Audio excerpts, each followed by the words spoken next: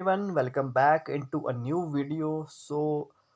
आज के इस वीडियो में हम फिर से शुरू करने जा रहे हैं एनसीईआरटी क्लास सिक्स्थ से लेके प्लस टू तक के जो क्वेश्चन आंसर सीरीज है for UPSC PCS and all Indian government exam. So मेरा इस सेक्टर में 7-8 सालों का एक्सपीरियंस है, तो उसी के बेस पे मैंने क्वेश्चन बनाए। तो इसकी स्पेसिफिकेशन क्या है, ये मैंने class by class, book by book, page by page और लाइन बाय लाइन जहाँ से भी क्वेश्चन बन सकते हैं वहाँ से बनाए। तो आपको 100% इन क्वेश्चन के ऊपर रिलाय करना है, क्योंकि हर एक टेस्ट में आप देखोगे कि एनसीईआरटी से क्वेश्चन आते ही आते 60, 70, 80% तक। ठीक है, तो उस एक्सपीरियंस के बेस पे मैंने क्वेश्चन बनाए। तो चलिए टाइम वेस्ट नहीं करते और शुरू करते हैं क्वेश्चन। अगर वीडियो अच्छी लगी तो like comment share and subscribe, यार एक लाइक तो कर ही दीजिएगा और कमेंट कर दीजिएगा।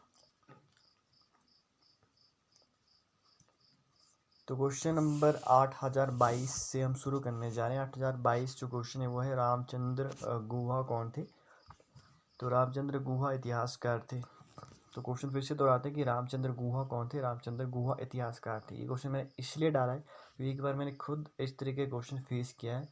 किसी खास पर्सनैलिटी के बारे में पूछा था और कहा था कि हिस्टोरियन है कि जियोग्राफर है। ठीक है, इसी रिलेटेड मैंने डाला। तो अगला क्वेश्चन है कि राज्य पुनर्गठन आयोग की रिपोर्ट कब लागू की गई थी। तो इसका उत्तर है नवंबर 1956 में।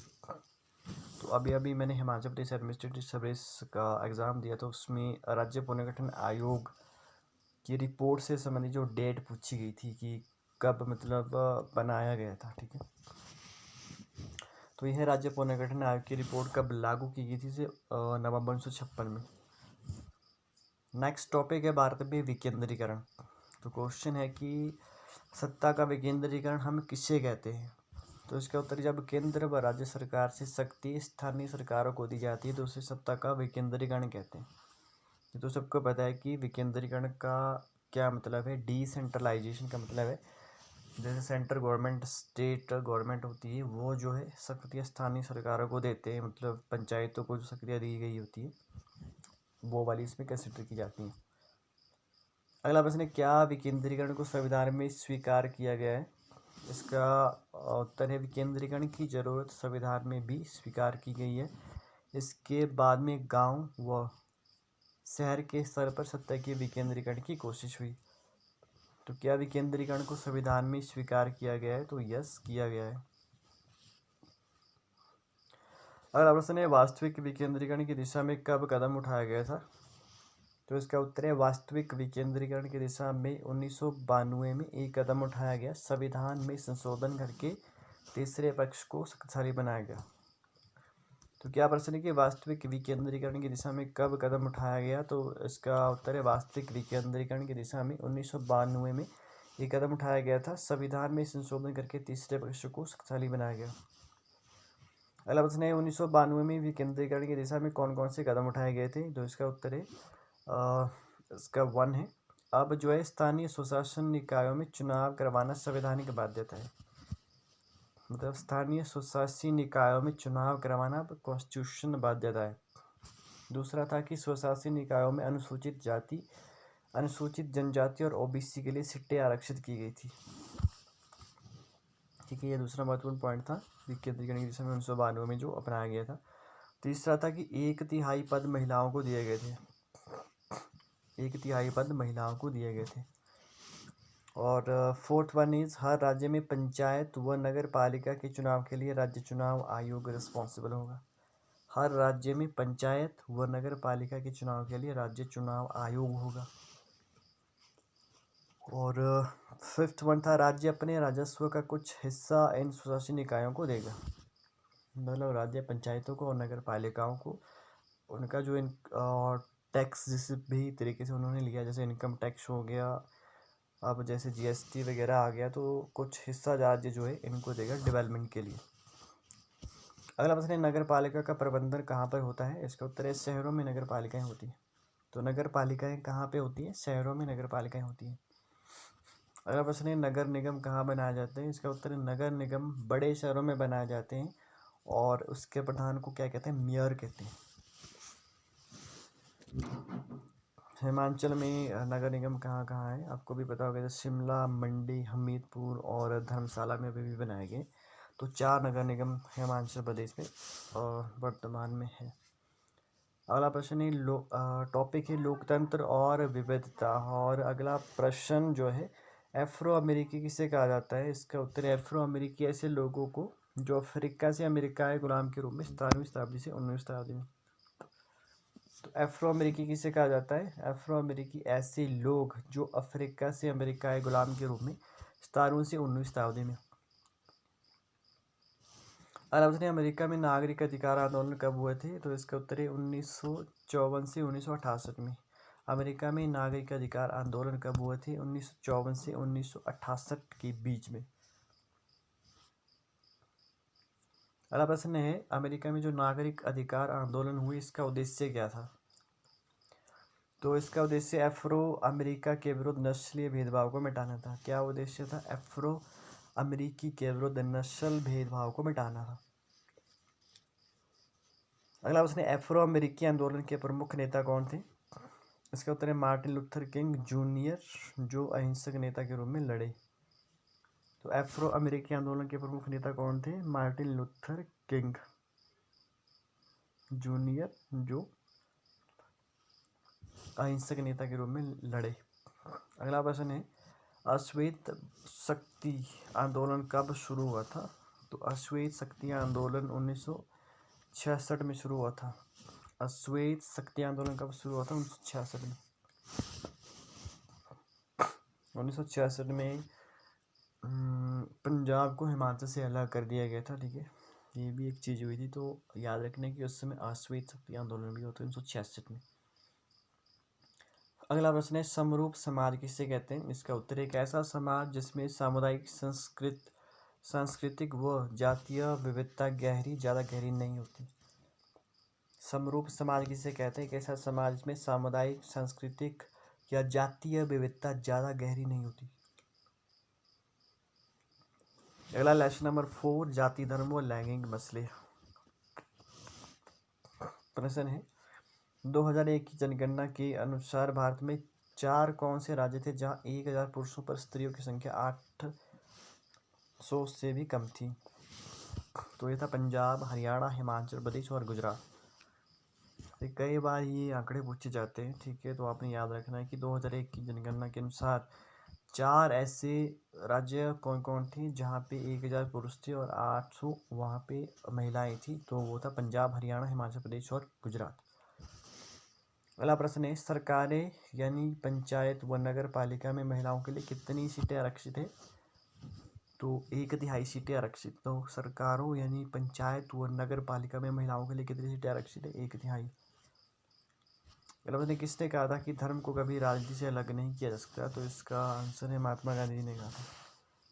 तो किसने कहा था कि धर्म को कभी राजनीति से अलग नहीं किया जा सकता। तो महात्मा गांधी जी ने कहा। नेक्स्ट क्वेश्चन है भारत ने किस धर्म को राजकीय धर्म के रूप में स्वीकार किया है। इसका आंसर है भारत ने किसी भी धर्म को राजकीय धर्म के रूप में अंगीकार नहीं किया है। जबकि श्रीलंका में बौद्ध, पाकिस्तान में इस्लाम, इंग्लैंड में ईसाई धर्म को जो है एक राजकीय धर्म के रूप में बनाया गया।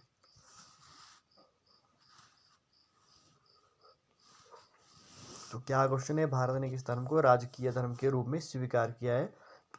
तो याद रखना है कि भारत ने किसी भी धर्म को राजकीय धर्म के रूप में अंगीकार नहीं किया है। जबकि श्रीलंका में बौद्ध धर्म है, पाकिस्तान में इस्लाम धर्म है और इंग्लैंड में ईसाई धर्म। अरब ने भारत में किसके द्वारा नागरिकों और समुदायों को किसी भी धर्म का पालन व प्रचार करने की आज़ादी दी गई है। तो ये दी गई है संविधान द्वारा। भारत में किसके द्वारा नागरिकों और समुदायों को किसी भी धर्म का पालन व प्रचार करने की आज़ादी दी गई है। संविधान द्वारा दी गई है। संविधान कहता है कि कोई व्यक्ति किसी भी धर्म को अपना सकता है, उस धर्म की पूजा कर सकता है या कोई फंक्शन ऑर्गेनाइज कर सकता है उस धर्म से रिलेटेड। अगला प्रश्न किसके द्वारा धर्म पर भेदभाव को वैधानिक घोषित किया गया है। इसका उत्तर है संविधान द्वारा धर्म पर भेदभाव को वैधानिक घोषित किया गया है।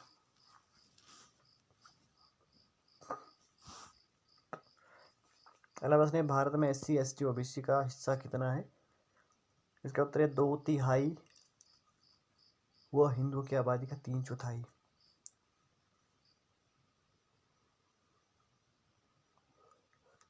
मतलब भारत में SC ST OBC का हिस्सा कितना है? 2/3 है। जितने भी लोग रहते हैं उसमें से 2/3 हिस्सा जो है SC ST OBC का इंडिया में एग्जिस्ट करता है, और हिंदुओं की आबादी का 3/4।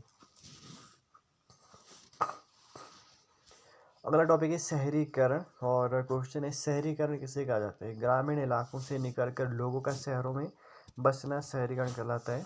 तो ये तो सबको पता है कि शहरीकरण किसे कहते हैं, बट मेन चीज़ यहाँ पे क्या है कि ग्रामीण इलाकों से निकल कर लोग शहरों में बसते थे, उसे शहरीकरण कहते हैं।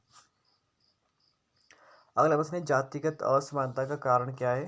तो इसका आंसर है आर्थिक असमानता का महत्वपूर्ण आधार जाति भी है। राष्ट्रीय नमूना सर्वेक्षण के अनुसार जाति आर्थिक हैसियत के निर्धारण में महत्वपूर्ण भूमिका निभाती है। धर्म को समुदाय का मुख्य आधार मानने वाला व्यक्ति सांप्रदायिक होता है। तो क्या क्वेश्चन है कि जातिगत असमानता का क्या कारण है?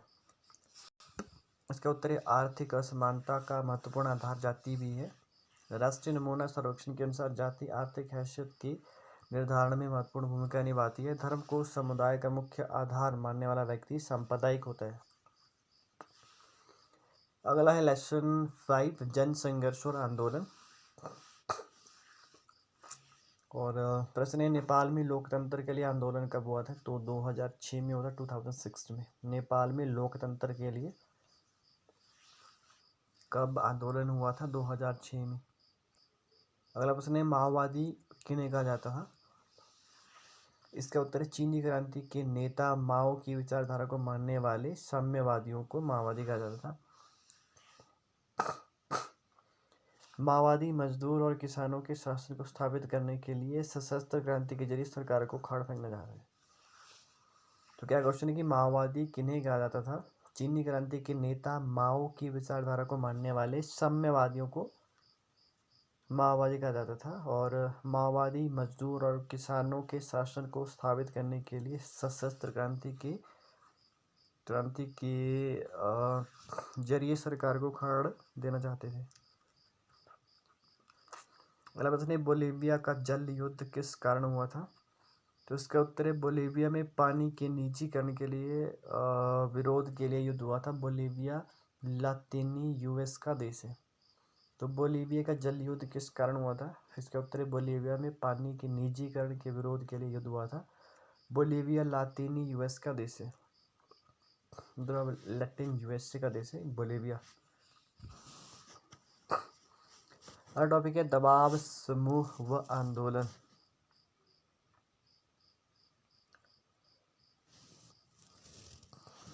प्रश्न है दबाव समूह और आंदोलन के बीच में क्या अंतर है? इसका उत्तर है दबाव समूह के विपरीत आंदोलन में संगठन ढीला ढाला होता है, फैसला अनौपचारिक ढंग से लिए जाते हैं। तो दबाव समूह के विपरीत आंदोलन में क्या होता है? संगठन ढीला होता है और अनौपचारिक ढंग से फैसले लिए जाते हैं आंदोलनों में।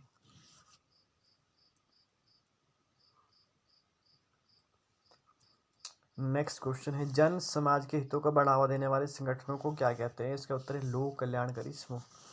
तो क्या प्रश्न है कि जन समाज के हितों को बढ़ावा देने वाले संगठनों को क्या कहते हैं? तो इसका उत्तर है लोक कल्याणकारी समूह। नेक्स्ट क्वेश्चन है किसी सामाजिक समस्या के समाधान के लिए चलाया गया एक ऐसा संघर्ष जिसमें सांगठनिक संरचना हो भी सकती है और नहीं भी, उसे क्या कहते हैं? इसका उत्तर है आंदोलन।